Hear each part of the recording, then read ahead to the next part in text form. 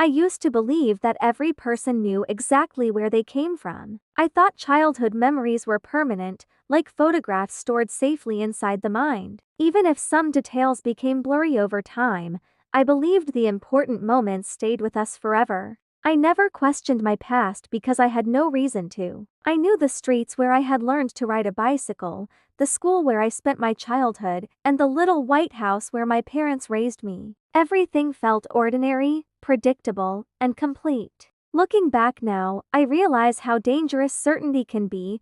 For almost 30 years, I lived a quiet life. I worked from home as a freelance graphic designer, enjoyed peaceful evenings with books, and visited my parents every weekend. They were kind, loving people who had always supported me. I never doubted them. I never imagined they could hide something so important that it would change the way I looked at my entire life. Everything started because of a phone call from the local historical society. At first, I assumed they had dialed the wrong number. The woman explained that an old farmhouse outside town had recently been purchased by a family from another state. During the renovation, workers had discovered several sealed wooden boxes hidden beneath loose floorboards in the attic. Most of the items belonged to the family who had lived there decades earlier, but one small box carried a name written in faded ink. My name. The volunteers had searched public records and eventually found my address. I laughed politely because it sounded impossible. I had never lived in that farmhouse. I had never even visited it as far as I could remember. The woman admitted that she also found the situation unusual, but she insisted that the box seemed personal and asked whether I would be willing to collect it before the remaining belongings were donated to a local museum. Curiosity convinced me. The following Saturday, I drove out to the countryside. The farmhouse stood alone on a quiet road surrounded by old maple trees. It looked abandoned despite the workers moving in and out carrying tools and lumber. Time had worn away the white paint, leaving patches of gray wood exposed beneath years of weather. One of the volunteers greeted me warmly and handed me a small wooden box wrapped carefully in brown paper. It wasn't large, just enough to fit inside both of my hands. The lid had been scratched by time, but I could still read the handwriting. For Emily, my heart skipped. My name wasn't exactly uncommon, yet something about seeing it written by an unfamiliar hand made me uncomfortable. The volunteer apologized because they hadn't opened the box. They believed personal belongings deserved privacy. I thanked her and carried it to my car. For several minutes I simply stared at it resting on the passenger seat. I almost drove home without opening it. Instead, I pulled into a quiet park overlooking a small lake. The afternoon was peaceful. Children were feeding ducks near the water while older couples walked slowly along the paths. Everything around me felt ordinary. The box did not. When I finally lifted the lid, the first thing I noticed was the smell: old paper, dust, and something strangely familiar that I couldn't identify. Inside were neatly bundled letters tied together with faded blue ribbon. Beneath them lay dozens of photographs. There was also a leather journal whose cover had almost fallen apart with age. None of the names meant anything to me. The letters were signed by a woman named Margaret. The journal belonged to someone named Eleanor. I frowned. The Historical Society must have made a mistake after all. Then I picked up the photographs. The first few showed ordinary family gatherings, birthday cakes, picnics, Christmas decorations, people smiling at the camera, complete strangers. I was about to place everything back into the box when one photograph caught my attention. A little girl stood in front of a red barn holding a stuffed rabbit. She looked about 4 years old. Something about her face seemed familiar. I leaned closer. The tiny scar above her left eyebrow. I had the same scar, exactly the same. I remembered falling from a swing when I was little. At least I thought I remembered. The child wore a yellow sweater decorated with tiny flowers. Behind her stood a woman with dark hair resting one hand gently on the girl's shoulder. Neither of them looked at the camera. Both were smiling at someone standing just outside the frame. I turned the photograph over. Written in blue ink were only 5 words: Emily, spring, age 4. I froze. The handwriting matched the writing on the lid. My breathing became slower. Maybe another Emily had owned the box. Maybe another little girl had the same scar. Maybe. I continued searching through the photographs. There I was again, sitting beside a pond, running through tall grass, blowing out birthday candles, holding a puppy, always younger than 6 years old, always surrounded by people I had never seen before. Not one of those pictures matched my memories. Not one. I knew exactly what my childhood photo albums looked like. My mother had shown them to me countless times over the years. Every birthday, every Christmas, every vacation. But none of these photographs appeared in those albums. They belonged to another life. Or so I wanted to believe. The journal remained untouched until I arrived home that evening. I made coffee, sat by the living room window, and carefully opened the first page. The writing was elegant but slightly faded. The opening entries described ordinary family life. Gardening, cooking, preparing birthdays. Nothing unusual. But after several pages, one sentence made me stop reading. Emily laughed today because she finally recognized the old oak tree behind the barn. Again, my name. Not someone else's, mine. I kept reading. The journal described everyday moments involving a little girl named Emily. The favorite blue blanket, fear of thunderstorms, collecting smooth stones from a nearby creek, loving strawberry jam more than any other food. Each detail seemed harmless, until I realized something impossible. Every single one of those details matched me. Even today, strawberry jam remained my favorite. I still collected unusual stones whenever I traveled. I had always been terrified of thunderstorms, though I never knew why. Coincidences began piling on top of one another, until they no longer felt like coincidences. Late that night, I climbed into my attic searching for my own childhood albums. Within minutes, I found 3 heavy boxes filled with photographs. I carried them downstairs and spread every album across the floor. I compared picture after picture. The earliest photographs my parents owned of me all began around my 6th birthday. There were no pictures from before then except a handful of faded baby photographs taken indoors against blank backgrounds. No birthdays. No parks. No neighbors. No vacations. Nothing that clearly connected me to a place. I had never noticed that before. The realization settled quietly inside me. T wasn't proof. It wasn't even evidence. But it was enough to plant the first seed of doubt. For the first time in my life, I found myself asking a question that had never crossed my mind before. What if my memories weren't incomplete because I had forgotten them? What if they had never been mine to begin with? I barely slept that night.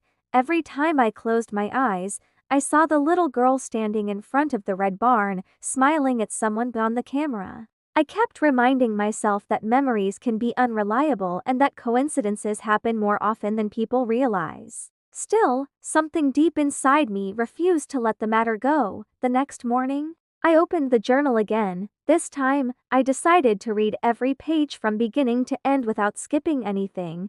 The entries stretched over several years. Most of them described an ordinary life in the countryside. Eleanor wrote about planting vegetables in the spring, repairing fences after storms, baking bread every Sunday, and spending evenings on the porch watching the sunset. Her words painted a peaceful picture of a family that valued simple moments more than anything else. But woven between those ordinary days were frequent mentions of a little girl named Emily. She described my favorite toys. She wrote about how Emily always counted the stars before going to bed. She mentioned that Emily hated wearing shoes during the summer and preferred running barefoot through the grass. I smiled without meaning to. That had been me, even as an adult. I still loved walking barefoot whenever I had the chance.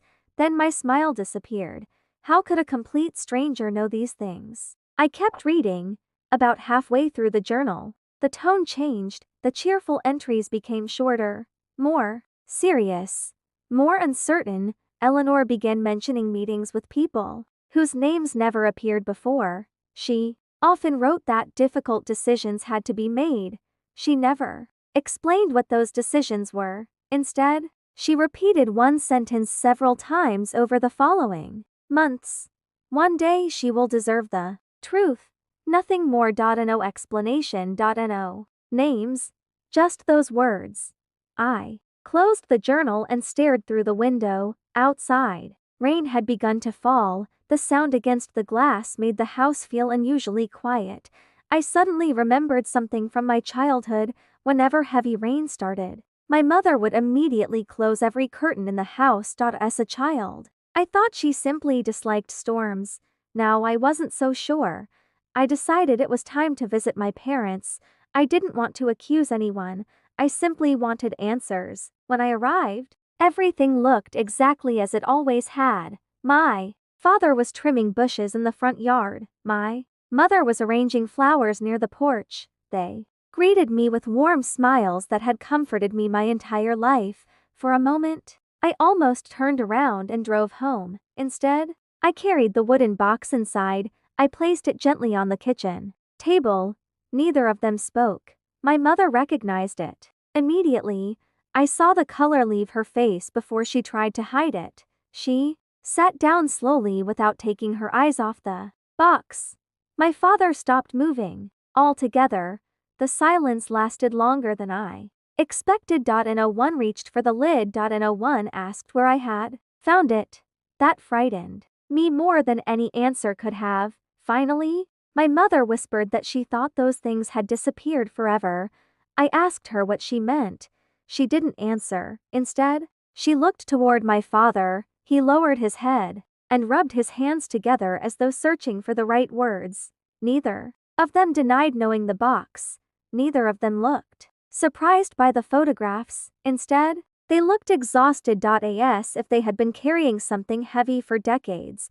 I asked whether they knew the woman named Eleanor. Again, silence. My father quietly admitted that he had met her many years earlier, only once. He refused to say more.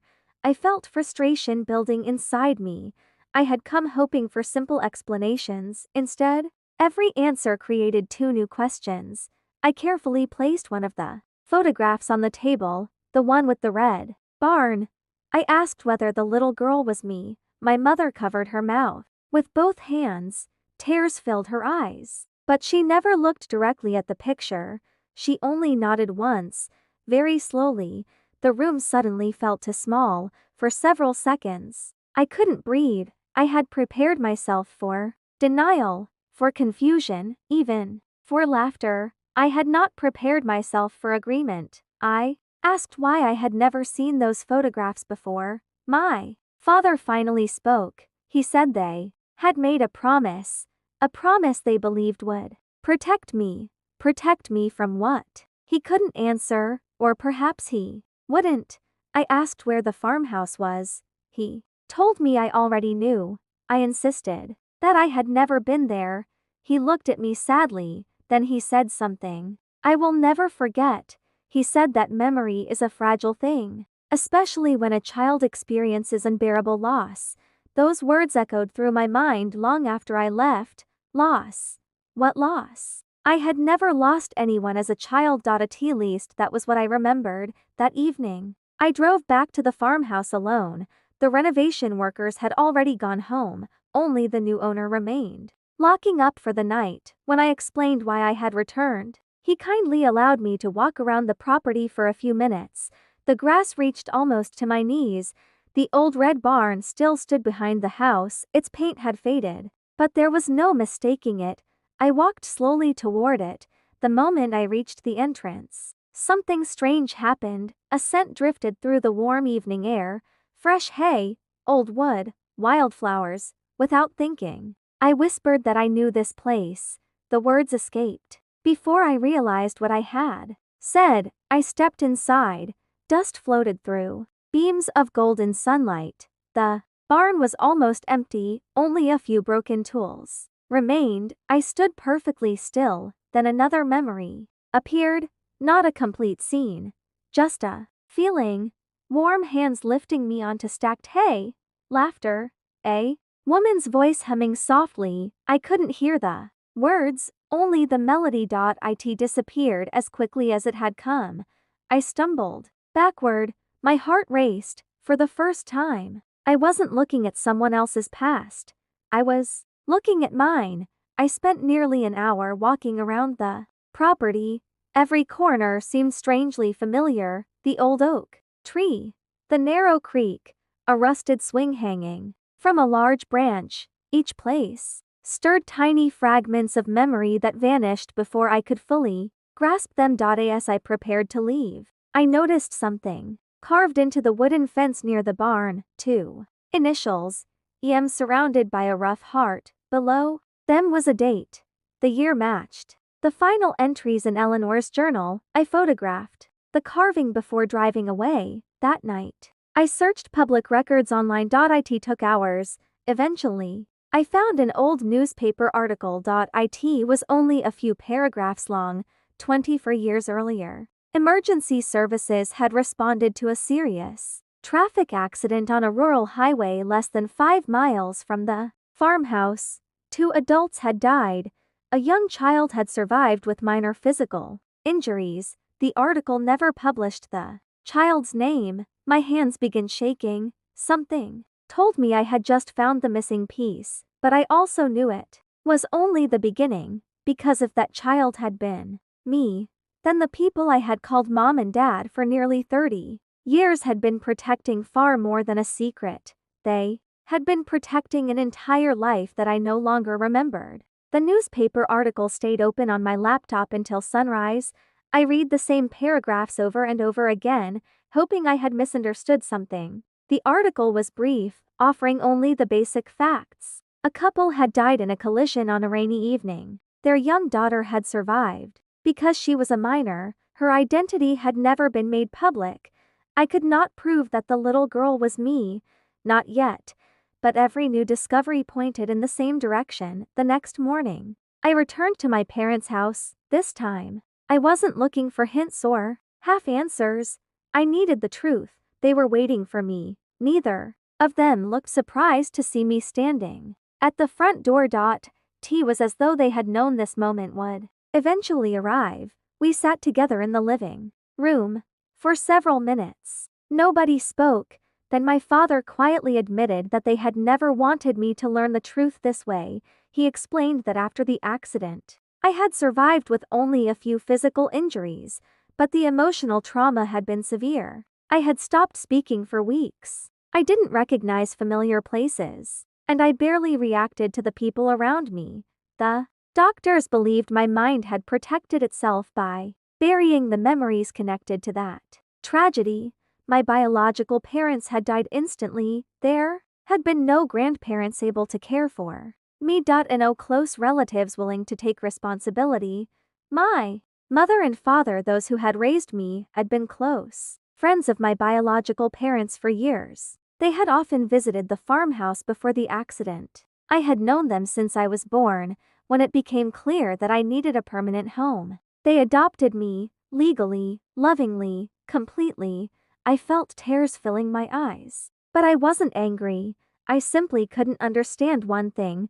Why had they hidden everything? My mother finally answered. She said that during the first years after the accident, I had experienced terrible nightmares whenever someone mentioned the farmhouse or my parents' names. Specialists advised everyone around me to avoid reopening those emotional wounds until I was older and emotionally stable. At first, they believed they were following medical advice. Later, they kept postponing the conversation. Every birthday seemed too happy to interrupt. Every graduation felt like the wrong moment. Every Christmas was filled with joy they didn't want to replace with grief. Eventually, years became decades. The secret became heavier with every passing year. My father admitted that they had often planned to tell me. They even wrote letters several times. None of those letters were ever given to me. Fear always stopped them.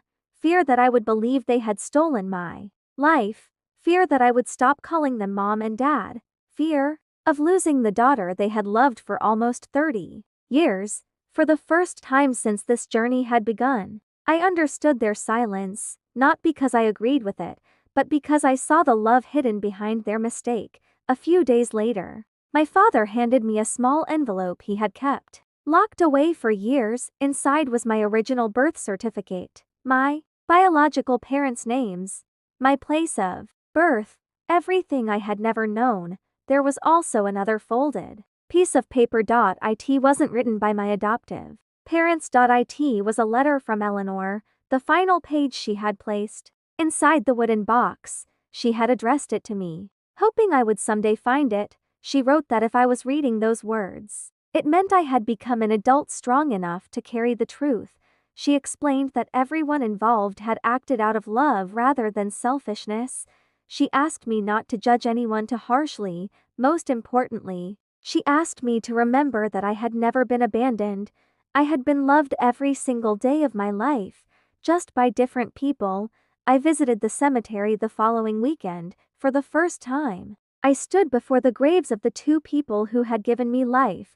I had no memories of their voices. No memories of their hugs. No memories of the last day we spent together, yet somehow, standing there felt familiar. I placed fresh flowers on both graves. I stayed for a long time, not searching for memories anymore, simply saying goodbye to people I never truly had the chance to know. Months passed. Life slowly returned to normal. At least, it looked normal from the outside. Inside, everything had changed. I began organizing every photograph from the wooden box into albums. Next to them, I placed the albums from the family who had raised me. I no longer saw them as two separate lives. They were chapters of the same story. One chapter ended in heartbreaking tragedy. The other began with extraordinary kindness. Eventually, I returned to the farmhouse one last time. The renovations were finished. Children were playing in the yard. The old house was alive again. As I watched them laughing beneath the maple trees, I realized something important. That place no longer belonged to my past. T belonged to another family's future, and that was exactly how it should be. People often ask whether I wish I had learned the truth earlier. For a long time, I didn't know how to answer. Now I do. Yes, the truth hurt. It changed everything I believed about myself, but lies, even those told with love, become heavier every year. They remain hidden. If someone you love deserves the truth, don't wait for decades because you're afraid of losing them. Honesty may bring tears. Silence often creates even deeper wounds. Today, I still visit both families. I celebrate the birthdays of the parents who raised me. I also visit the graves of the parents who gave me life. I don't feel divided anymore. I feel complete. The little girl in the photograph and the woman I became are finally the same person, and whenever I look at that faded picture of a child standing in front of the red barn with a stuffed rabbit in her hands, I no longer wonder whose life I am looking at. I finally know. It has always been mine.